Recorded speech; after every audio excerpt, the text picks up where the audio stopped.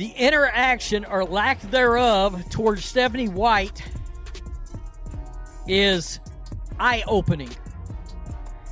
Now, I understand in public these two are going to act like they are best of friends. You will never convince me they like each other. You will not. They're not going to publicly go to war with each other and all that. But you will not convince me they are big fans of each other at all. That shot wasn't in the playbook. Watch Caitlin Clark's face after that 32-footer drops against the Mystics. Pure joy. Teammates rushing in, energy through the roof. She's locked in, glowing, celebrating every second of it. Then she hits the bench. One look at head coach Stephanie White, and that smile? Gone. Completely switched off. Like it never existed. She steps past White, spots assistant coach Rob Selzer, and boom, smiles fully back. Same person. Same moment. Two completely different reactions. That's not nervousness. That's not coincidence. That's a pattern playing out right in front of us. And here's the part that makes this whole thing even bigger. Caitlin Clark wasn't even supposed to take that shot. So what does that tell us? So people know, Kelsey Mitchell was the primary option on the play and Caitlin Clark was secondary. I mean, they weren't going to Caitlin Clark. Sophie went to Caitlin Clark. Mitchell comes off the screen. You're going to see. Did you see that? Look at Kelsey coming around. The ball is supposed to go to her. Sophie said, "Fuck that." Way downtown, fruitcake, boom, bang, booyaka, right there. Told y'all, Sophie Cunningham said enough is enough. She's 30 years old, a veteran who's seen it all in this league. She knows exactly when a play call doesn't make sense.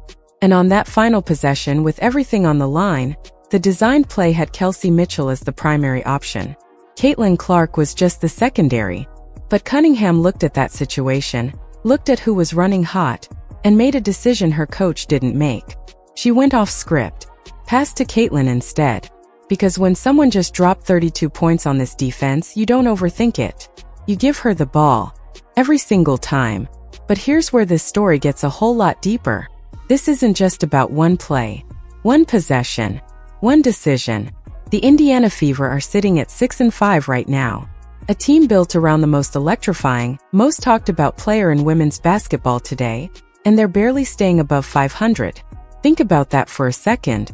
Now start watching the offensive schemes. Start noticing how they're actually using Caitlin Clark on the court. Watch closely, because once you see it, you can't unsee it. And suddenly everything starts making sense. Clark getting praise from Stephanie White. This must have pained her with everything she's got.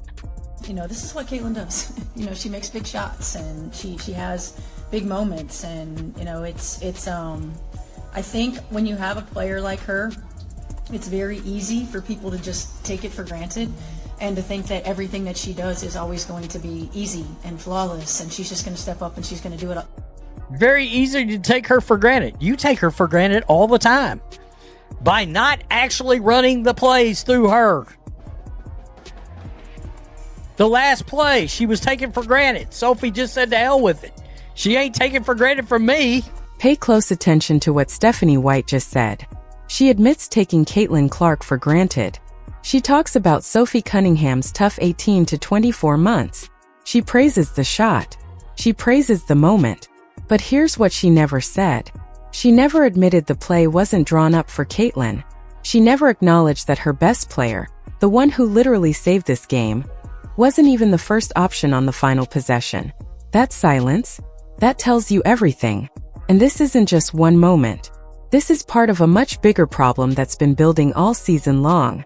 So let me ask you something. Why exactly did the Indiana Fever use a first-round pick on Raven Johnson? 2 years ago, they picked Caitlin Clark. Now they're drafting another point guard in the first round?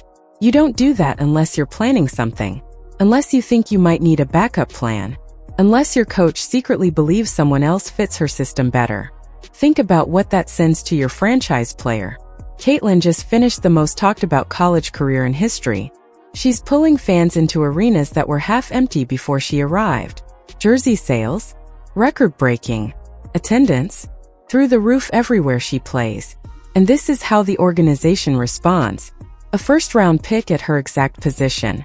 That's not about building depth. That's not about the future. That's a message, and Caitlin Clark heard it loud and clear.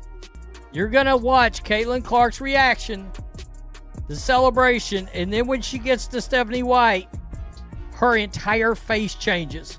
And then it changes back. Once she gets past Stephanie White.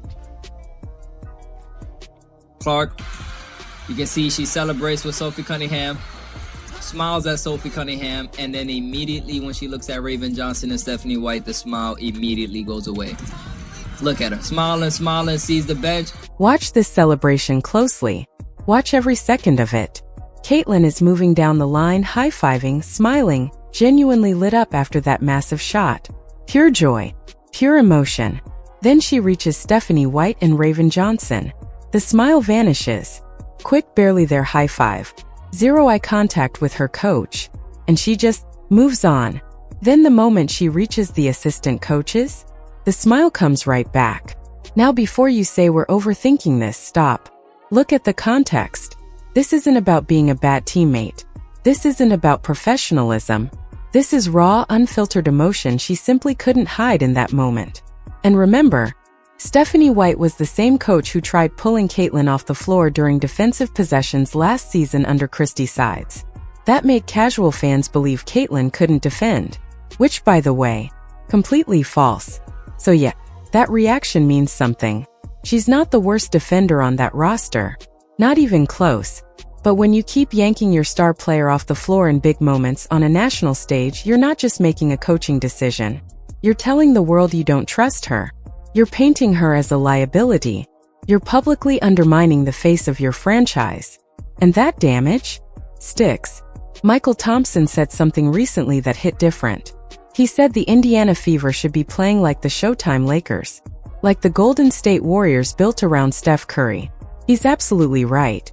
When you have a player like Caitlin Clark, someone who can score from anywhere, someone who makes every single player around her better, you don't fit her into your system. You build the entire system around her. You don't treat a generational talent like a role player. You don't ask Steph Curry to run someone else's offense. You don't tell the Showtime Lakers to slow it down. So why are the Fever doing exactly that? Look at his reaction, folks. That dude's fired up. Rob Dozier still support a CCA. Rob, these are the little things that people might overlook, that stuff people like us will highlight, okay? We see the support, Rob. Loud. Yeah, let the support be as loud as the disrespect. Not you disrespecting her, Rob. Okay, he's right. Venom's right. We recognize that. We see that. We see the difference, and I got to change this over real quick, but we see the difference between the reaction for Stephanie White and the reaction. Sophie's reaction said it all. The moment that shot dropped through the net, her hands flew straight to her mouth. Eyes wide. Pure shock. That wasn't a scripted celebration, that was a genuine, oh my God, it actually went in moment. And here's why that matters. Sophie Cunningham ignored the play call. She made a decision in real time that went completely against what her coach drew up. She knew if Caitlin missed, the blame could land on her. She took that risk anyway, because she trusted Caitlin Clark more than she trusted the game plan. That right there, that's what real veteran leadership looks like. When a player trusts her teammates' talent more than the clipboard, that tells you everything about the culture inside that locker room. Now let's talk about the game itself. First quarter, Caitlin Clark was unstoppable.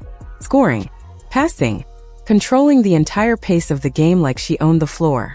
It was electric to watch. The kind of basketball that makes you lean forward in your seat. Then the second quarter came.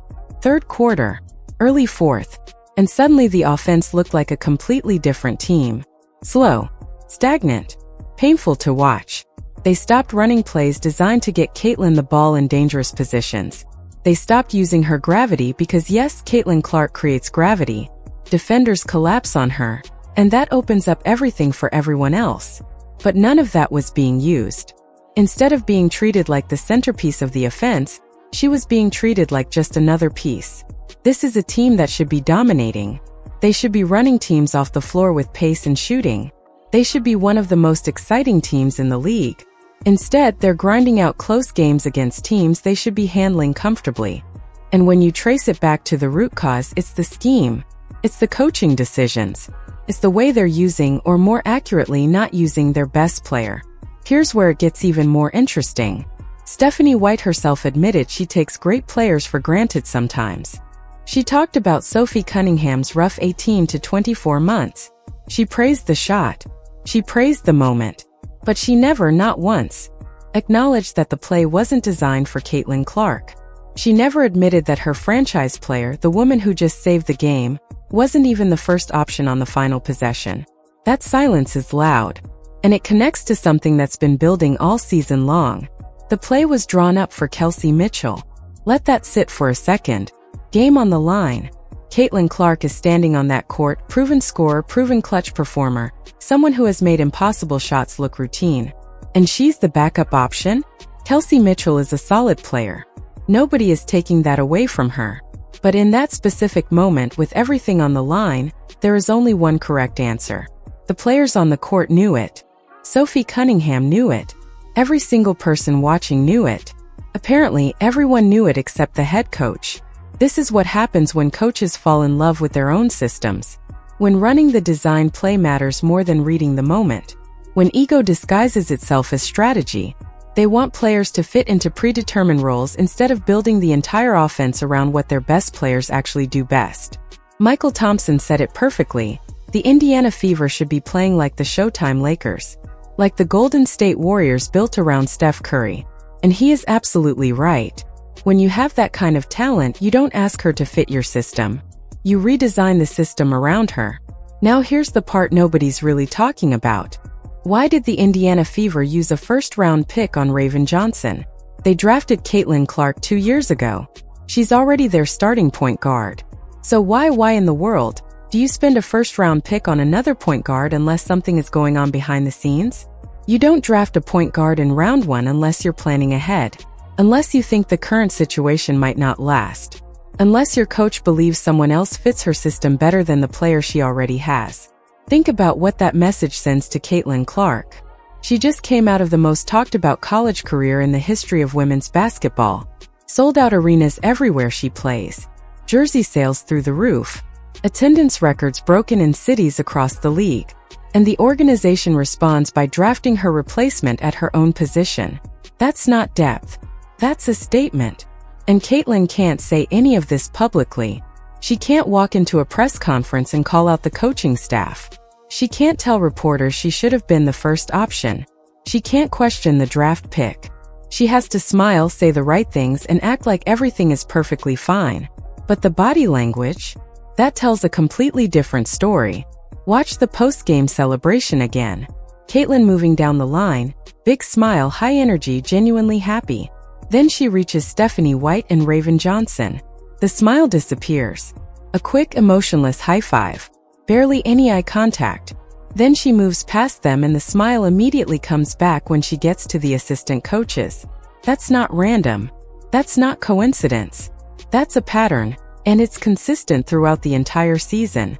Compare how Caitlin interacts with assistant coach Rob Seltzer versus how she acts around Stephanie White. Watch her energy during timeouts. Watch her body language on the bench. The difference is impossible to ignore once you start looking. The Indiana Fever got lucky last night.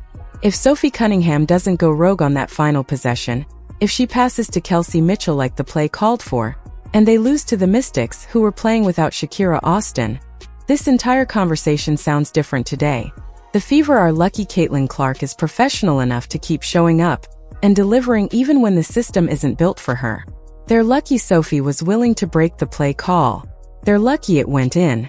Because talent bails out bad decisions until one day it doesn't. So what do you think? Is Stephanie White the right coach for this team? Or is this relationship already broken beyond repair? Drop your thoughts in the comments below.